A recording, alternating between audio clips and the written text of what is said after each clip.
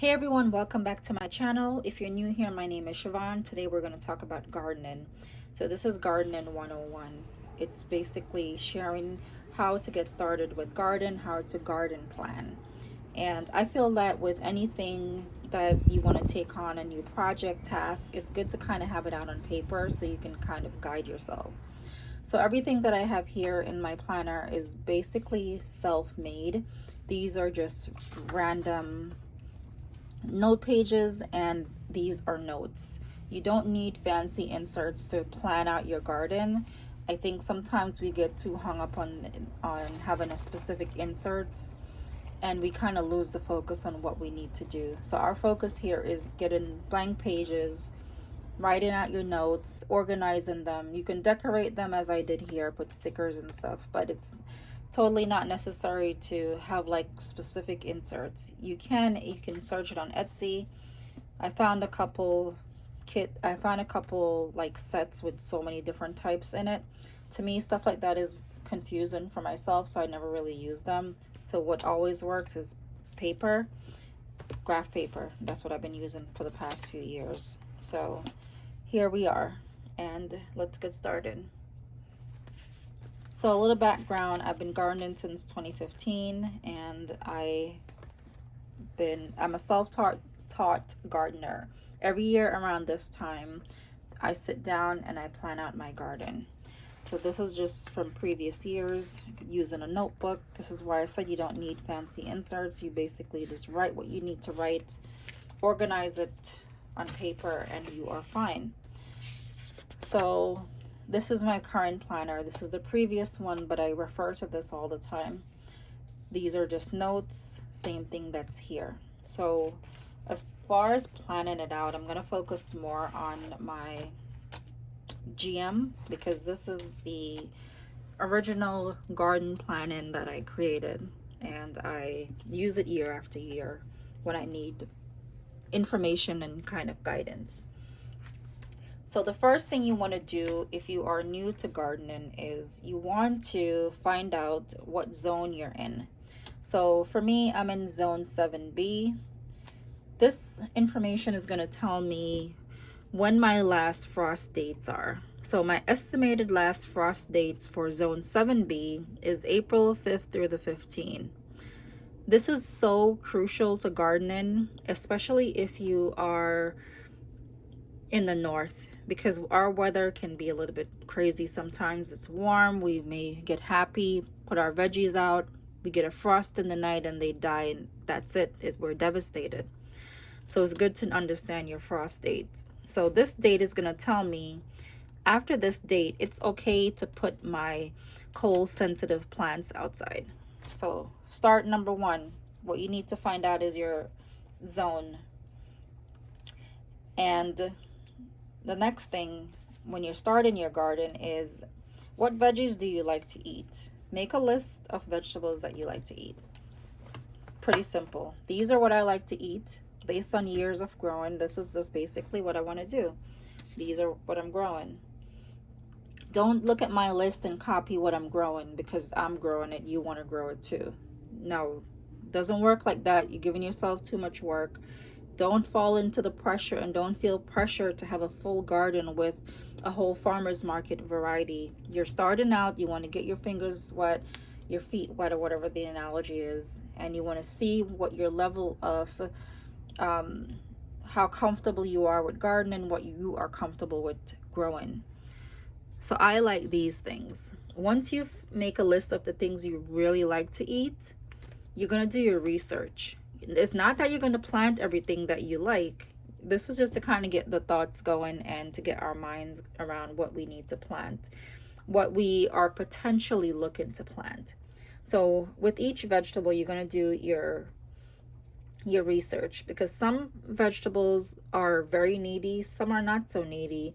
Some vegetables require a lot of sunlight. How is the sunlight at your location? So maybe you don't have enough sunlight, so maybe you can plant certain things. So this is the starting point, vegetables that we like. Next thing, we are going to research, and this is where we're going to spend a lot of the time organizing our thoughts, not our thoughts, organizing our notes into our planners. So this was my initial research when I started. I can't remember what year I did this, but it was pretty early on, probably 2016. Because the first year, I think I just winged it and I just kind of threw everything out there and just see what happens. Learned a lot, but I eventually developed a better process, which is putting on paper. So these are the things that I wrote down and I was interested in planting. So like basil, I put CS, which means cold sensitive. Basil, you need to put this out maybe a week or two after the last frost date. Just because this is my average doesn't mean April 16th I'm going to put all my veggies out. I actually wait like a week or two just to be on the safe side because Mother Nature can be unpredictable at times. Time, I put container, scattered seeds 1 to 12 weeks, mint container. So these are just notes. These are general notes about it from my knowledge. But what you want to research is, number one, how does this plant like to be watered? Do you need to water it by the root? Do you need to water it overhead? A lot of plants does not like overhead watering. So you need to make sure that you have that information down. Like spinach, you water spinach overhead, you're going to have mold on your spinach in no time. Tomatoes, they don't like their leaves getting wet. It may sound crazy, you know, vegetables, you want to water them, but roots is where your veggies grow, and you need to make sure the roots are saturated for the plant. So you want to make sure you're doing proper watering. So with the watering, you want to also make sure that you have a good water source. When people tell me that, oh, their garden has failed, you know, I ask them, you know, how often do you water it? Oh, I water it occasionally, or, you know, every so often and whatever. I always ask, where's the water compared to your garden? So like for me, I had my garden layout and I had to make sure that I had adequate water source. So if my garden is here and my water is way down there, how am I going to get the water to the garden? If I have to bring buckets of water or a container filled with water here, it's going to deter me from even water in it. I'm not even going to want to go near it a lot of the times. Maybe I may do 1 or 2 trips and it becomes too heavy and I don't want to do it anymore. So you need to have good water source. If your water is over there, put your garden over there. It's going to help you because your water is right there. There's not going to be any reason for you to not water the garden. So water source is essential. You can't have a garden without water, so make sure you sort out where you want to put the water. Sunlight. How much sunlight does this plant like? Like tomatoes love sunlight. So I made sure I put them in the sunniest part of my garden. This is information you want to write down when you're researching. So I don't know if I wrote tomatoes. Okay, yep. Cold sensitive, start inside, and containers start indoor mid to early March. It's just whatever notes you need for your understanding as far as how I need to plant it outside. So how much sunlight does that plant require? The next thing you want to understand is the soil consistency for plants. The soil consistency for each vegetable is different because some vegetables have deeper roots. They go down deeper, some don't. Some veggies grow under the dirt, so you want to make sure the soil is adequate for those veggies to be able to go through. Carrots, for one thing, loves a sandy soil. 2 years ago was my actual best year starting carrots because I understood what sandy soil is. So what I did, I drove to the beach. My husband and I drove to the beach. We got some sand. Not the sand that's like on the beach, you know, like at the back of the beach, you may have, it gets a little bit from sand to like a dirt consistency. That's the ideal sand to dirt consistency that carrots need. And then I mix it in with my topsoil, my raised bed soil. That combination is perfect for carrots because you're loosening up the soil. The soil is so loose, the carrots are able to grow down, the potatoes can grow down. Any veggies that grow under the dirt needs a nice sandy loose soil. So once you figure out your soil consistency, we are going to talk about companionship. Companion is key to having a successful garden. So there are lots of companion charts. I listed a few below, but then from the few and based on what I was growing, I made my own, which is this. It's graph paper. You do a line, you know, X and Y axis we learned in school. You have a line here, you have a line here, basic. Don't go too crazy and don't think this is complicated. I don't want you. And I did this on Canva. I put a graph paper on Canva and just wrote my name on it. So here I have a list of the veggies that I want to grow. And here I have the same list, but just in going this way, X and Y axis. Same thing on both sides. So once I did my research, I filled in green what's compatible next to each other. So like basil. Basil is good next to thyme, pepper, tomato. Thyme is good next to basil, obviously. We just said that. Mint, and so forth. I filled this entire chart and I put in orange the ones that are not good companions. So this is going to help you when it comes to designing your garden layout. If you're using a big garden where you have dirt, enough space on the ground to garden, or you're using a container like a raised bed, or you're using a pot. You can plant in pots. You don't need the space. Keep that in mind. Everything that I'm saying is applicable to the type of garden that you have. So with this information, with the companionship information, I now know what to put next to each other, because you want to plant your veggies next to each other because they are going to help them grow and do good. I put some tomatoes over here. I did not put back my tomatoes here after this first year because the sunlight was not adequate. There's a big tree here which is perfect in the spring, nice shade, but nice shade in the summer. It was too much shade for my tomatoes. So this particular area of the garden is the shady part of the garden. This is more sunlight.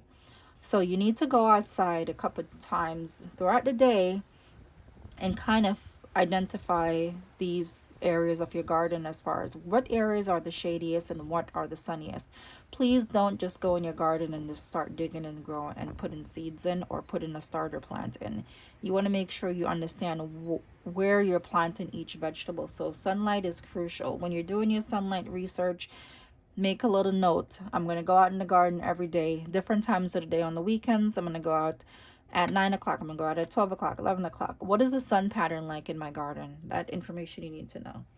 So back to companion. So companion is going to help you lay everything out. Let's say if you don't have space and you just have a pot. All right, this is my pot. What group of veggies can I grow together in this pot? Let's say I want to do some spinach. All right, I want to put spinach in here. What else can I put in the same spot? I can put lettuce in the same spot. And then I can also put kale in the same spot. But I cannot put potatoes. You know, it's things like that that's going to help you to kind of group things together. So companion is what you're going to research, and things that are not compatible, make your own little chart because it's just unique to you so you can refer to it. Okay, when to plant a vegetable. So there's two things. You can do veggies based with seeds or you can do starters. If you're going to do seeds, I like this. It's called a dibber. You can use it on when you're planting directly outside because it's going to give you the spacing to drop each seeds. So there's two ways to start a garden with either seeds or starters. Seeds is obviously seed packets. Starters, they have already grown about a month or so old. They are sold in the nurseries, Home Depot, Lowe's, sometimes supermarket. Depending on your level of comfort, you can use either one. You're not any better for starting with seeds, even though people like me that garden from seeds, we tend to feel high and mighty. It's like a thing in the garden community. You know, when you plant something from seeds, you can't tell me nothing. It's kind of one of those things. But I also use starters because there's just certain things that I cannot catch with seeds to save my life. So no, you're not less than if you get the starters. You're basically it's your level of comfort and what you want to do. I say you should split them up, do half seeds and half starters. This way you can have the best of both worlds, and you can kind of see, well, gosh, starting by seeds was too hard. I cannot do this, so I need to get starters. If that's your thing, do your thing. So with seeds, it does require a lot more work. So with seeds, you're gonna have to make a different chart. This chart is gonna be for you to basically track your seeds. So I wanted to get this garden planner for you, but I cannot find it at all. It's not mine, it's from the Day Designer, and this was in 2019 they came out with it. But you can make your own with, I'm going to show you because I made my own. Sorry Snoopy, he doesn't like that clamp. So this is essentially this, but just written out. So if we don't have this, we are going to make our own. So with seeds, you want to list the type of seeds that you're growing, the plant type. You want to write down the date you plant the seeds, the days to emerge. This is a crucial part. Sometimes we plant seeds, we forget it, and then it's like 2-3 weeks later, I'm like, hey, didn't I plant something here? So where is it? I'm going to take a little break. I'm going to talk about Pennington's Alaska. This video is sponsored by Pennington's Alaska Fish Fertilizer, which is approved for certified organic food production. So it's a nutrient-rich fish fertilizer, which is fish-based, and it helps to enhance the strength of your vegetables, fruit, or flowers. I use Pennington's Alaska Fish Fertilizer in my garden at home. It's safe around my children, pets, and it's safe for use on your vegetables. The bottle does come with instructions, so I'll go into that a little bit later. So what I'm doing is basically prepping my soil for the season. You can add fertilizer every 3 weeks as recommended or as needed, but this is my routine. I use a gallon size jug that I fill with water. This way I have the correct measurement of water and fertilizer. I use a little measuring spoon that I keep just for garden use, and I do 2 tablespoons for 1 gallon of water because that is the requirement. And there's a lot of other requirements based on where you're planting your vegetables or your flowers or your fruits.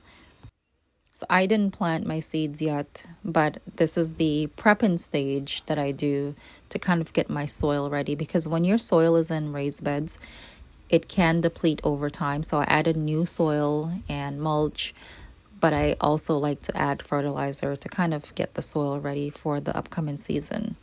But then I use my watering canister and I just water, and I can repeat this step if I run out. I have a very large area to cover, so that's why I prefer to use this watering canister. So it gives you even the chart for large indoor plants, flowering indoor plants. So if you want to if you have plants in your house, these can help it. If you're having those plants that need a little bit of help, this is good. It also gives you a list of the types of vegetables, bedding plants, bulbs, annuals, perennial, roses, shrubs, root vegetables, outdoor container plants, trees. It's your guide so you can know how much water you need how much tablespoons of the fertilizer per gallon of water. So this is key in understanding how to use this fertilizer, this fertilizer application, and it will also help you throughout the garden season. So you apply every 3 weeks during the growing season and at the recommended rates. So I'm going to list the link of where you can buy it, and I'm going to list the link of where you can shop. I picked up mine at Home Depot. You can get it there. So back to the companion. So once we start talking about the plant type, the date plant, days to emerge, you can get a lot of this information on the back of the seed packets, and then you can create your own chart. Seed spacing, how far apart should I plant. So this is going to give you an idea. This is like a general dibber. There's ones that are wider, and you can search those on Amazon. I did link this one. You also want to know how many seeds per hole. So once you have the hole, should I drop 1 seed, 2 seed, 3 seeds in it? So that is going to kind of guide you as well. Seed space and maturity date is when can I eat this vegetable? Because as new gardeners, we're very leery about the things that are potential. I mean, we buy groceries in the supermarket and we don't know what they've done with it, and we eat it all the time, but we plant our own things and we're like, can I eat this? That was me the first year. I'm like, oops, I'm so nervous to eat the things that I'm growing. And then you're like, wait, I'm growing it. I know what I put in here. I know what's in my garden. So you want to know the maturity date, because if you're unsure, let's say you have peppers on your pepper plant. Can I eat this? Is it ready? How do I know when it's ready? There's no ready button. So you're going to have this information based on the chart that you created. So this chart is going to help you to navigate the process from planting with seeds. Like I said, Day Designer does not have this anymore, which I'm sad about, but I made my own. These are the types, the columns that you need. The plant type, date planted, days to emerge, seed spacing, maturity. I would also put in the number of seeds per hole. The next thing you want to talk about, you want to focus on, is the spacing. So we all have different spaces.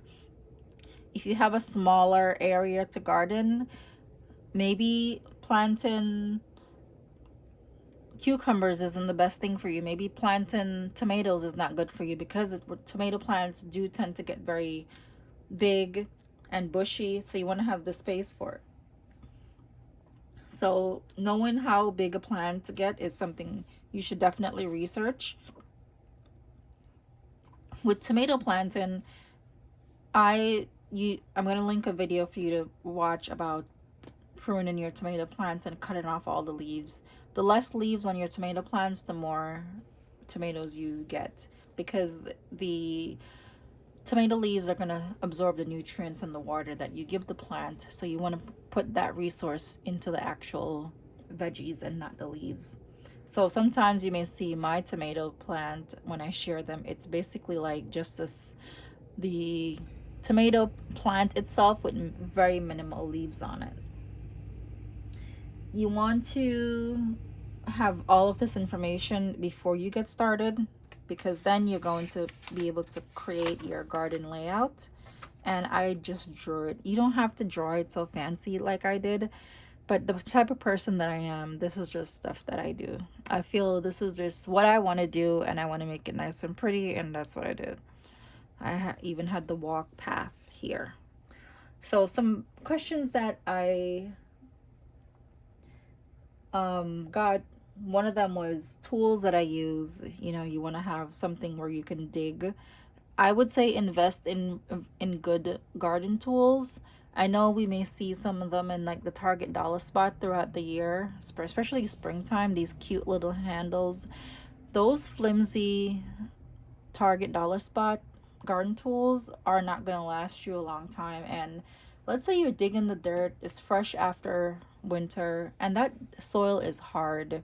You're going to bend that little shovel that you have and that little rake. So invest in a good set of garden tools, and you can have them years after years, and you want to store them properly so don't leave them out in the where it can get wet, because then they can get rusty. Sunlight, someone asks about sunlight, a good amount of hours. I say 6 hours is good, depending on the plant. You know, it varies, so I can't say 6 hours for everything, but just do research on that specific plant. Easy grow for beginners, I would suggest, I say tomatoes is always pretty easy, peppers are easy, cucumbers easy. Carrots is a little tricky just because of the soil consistency, and getting that right consistency is kind of tricky. Herbs are good, spinach is good, lettuce is so easy. You can basically knock over your seed packet and you can have lettuce. But also research that as well. So those are just some of my recommendation as far as what's easy to grow. Someone said, how do I incorporate garden in my day-to-day routine? I make it a habit. So from you start, you're planning, you're in garden mode. So every day, whether it's in the morning, I like to water in the morning. I would go out and water before I go to work. You have to make the time for it. If this is something you want to do, you're gonna make time for it. We're not gonna not dedicate the time and waste our time not doing what we want to do. So you have to find some time throughout the day. You want to water it after you get home from work and hang out in your garden, do that. But make sure you stick to it and do it daily. The next thing is, write it in your planner when you're doing your daily schedule or your weekly schedule. Create a chart, create a habit tracker, and put garden on it. Since some of us like habit trackers and track things like that. The next question was, how far in advance do you plan? It's basically the beginning of March. I already have everything that I need. My seeds are going to get started in my greenhouse inside. That's one thing that I didn't really touch on a lot, but I will link the video that you should watch directly after this one that shows you my greenhouse, how I start my seeds and stuff like that. My go-to vegetables to grow are basically anything on this list: tomatoes, peppers, cucumbers, kale, potatoes, carrots, mint, cilantro, spinach, bok choy, and thyme. These are my go-to because they have given me bountiful of veggies throughout the year, throughout the garden season, and I like growing them. We eat them a lot. They don't really go to waste because these are things we actually eat.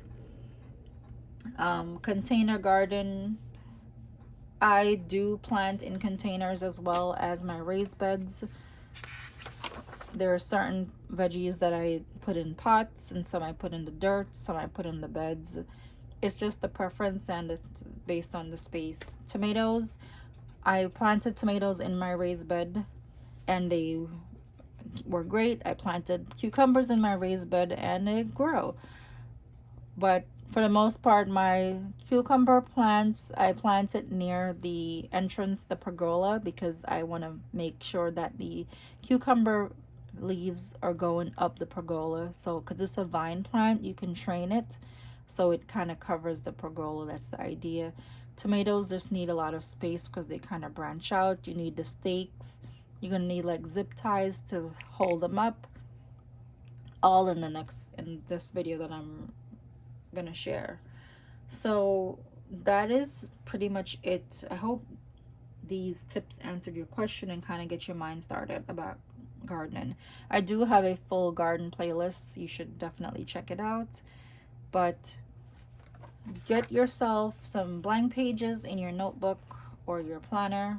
These are blank pages. I punch holes and I kind of created my own garden section. So I made this little dashboard. Oh, this is a freebie on my blog. You can go ahead and go download it if you want a cover for your garden. There are different sizes. This is for 2022. I made this. You just print it out and start your garden dashboard. Start your garden planning. So you want to have your notes. Give it a little brain dump before you decide what you want to plant. It's really important to understand what you're planting and the level of work that some things may require before you jump in. You want to have lots of notes. You want to understand what to plant near each other, because as a beginner, these are things we don't know. We're not taught this in school. We basically have to think about this on our own. And we also want to just make sure we have lots of good notes. We also want to have a garden seed tracker if you're doing from seeds. The plant type, the date we plant the seeds, the days to emerge. So let's say for onion, in 7 to 15 days, if I don't have a sprout, 2 weeks, 3 weeks later, all right, that didn't catch, I need to plant more. Sometimes when we plant our seeds, they may emerge and they may look like a cluster. You want to thin those out. That's something you need to research, is thinning. It sounds like a lot, but it's not. Trust me. If you just do these step by steps, you'll be fine. Seed space and how far apart to plant the seeds, please pay attention to that. That is going to guide you, because vegetables tend to be different width, different height. So you want to make sure that one veggie is not covering the other veggie, because then it will not grow. And maturity date is going to give you a time frame of, is this vegetable ready to eat? Because we don't know sometimes, except for like tomatoes. And sometimes with lettuce, people are like, is lettuce ready? When do I eat the lettuce? That is what the maturity date is going to tell you. If you get a starter in the store, I usually count like a month. I say this is like a month old. And that's going to give me the guide to know when it's going to be ready based on the maturity date. Draw up a little layout, even if you draw just one big pot, and you just write what you're gonna grow in that pot. So that is pretty much it. I'm gonna link my garden playlist. I highly recommend you watch all the videos. If you have any questions about anything you've seen here, please list it below. I will list the link where you can purchase the Pennington's Alaska Fish Fertilizer, so you can have, so your garden can have those extra nutrients that it will need to have a successful year. So good luck, happy gardening, and drop your questions below and I will be answering them.